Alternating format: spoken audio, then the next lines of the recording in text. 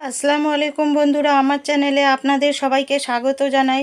বন্ধুরা, আমি আজকে আপনাদের সঙ্গে শেয়ার করব পুদিনা চিকেন রেসিপি। এর জন্য আমি এখানে এক মুঠো পুদিনা পাতা নিয়ে নিয়েছি আর নিয়ে নিয়েছি এক মুঠো ধনে পাতা। এবার এর মধ্যেই দিয়ে দিচ্ছি 4 থেকে 5 চামচ টক দই, দিয়ে দিচ্ছি রসুন, দিয়ে দিচ্ছি কাঁচা লঙ্কা যে যেরম ঝাল খাবেন, আর দিয়ে দিলাম আদা। এগুলো একসাথে বেটে নেব।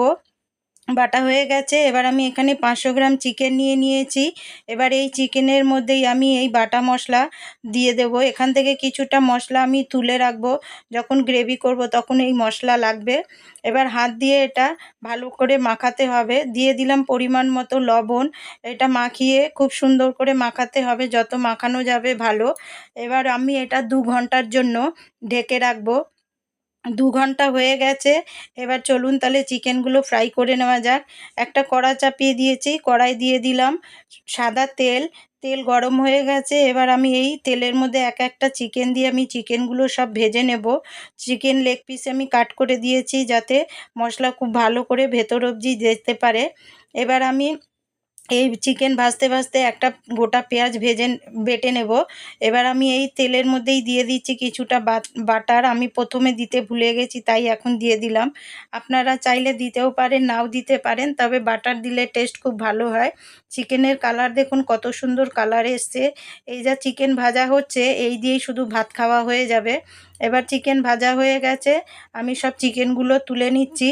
আর বাকি চিকেনগুলো আমি ঠিক একইভাবে আমি ভেজে নেব। দেখুন সব চিকেন ভাজা হয়ে গেছে। এবার কড়াই দিয়ে দিচ্ছি কিছুটা গরম মশলা, ছোট এলাচ, বড় এলাচ, লবঙ্গ, দারচিনি আর একটা স্টার ফুল। বাটা পেঁয়াজ দিয়ে দিলাম, দিয়ে এবার কষিয়ে নিলাম। এবার যে ম্যারিনেটের যে মশলা তুলে রেখেছিলাম সেটা দিয়ে আর একটু ভালো করে কষিয়ে নিলাম। এবার এর মধ্যেই দিয়ে দেব 1 চামচ ধনে গুঁড়ো, দিয়ে দেব 1 চামচ জিরে গুঁড়ো। এর মধ্যে কিন্তু কোনো লাল লঙ্কা বা হলুদ ব্যবহার হবে না। দিয়ে দিচ্ছি স্বাদ অনুযায়ী লবণ। এবার খুব ভালো করে কষিয়ে নিতে হবে। এবার এর মধ্যেই দিয়ে দিচ্ছি 1 চামচ কাজু বাদাম আর 4 মগজ বাটা, দিয়ে খুব ভালো করে এটা আরও কষিয়ে নেব। যখন মশলা থেকে তেল ছেড়ে দেবে তখন এই ভাজা চিকেনগুলো দিয়ে খুব সুন্দর করে কষিয়ে নিতে হবে তেল ছাড়া অবধি। দেখুন সাইড থেকে কেমন তেল ছেড়ে দিয়েছে। এবার দিয়ে দিচ্ছি পরিমাণ মতো জল, যাতে চিকেন খুব ভালো করে সিদ্ধ হয়ে যায়। এবার ফুটে উঠলে এটা আমি 5 মিনিটের জন্য ঢেকে রাখবো।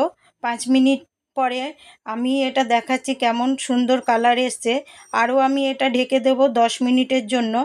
এবার তৈরি হয়ে গেল আমার পুদিনা চিকেন রেসিপি। বন্ধুরা, আমার রেসিপি ভালো লাগলে প্লিজ আমাকে সাপোর্ট করবেন, আর আমার রেসিপিকে লাইক শেয়ার কমেন্ট করতে ভুলবেন না।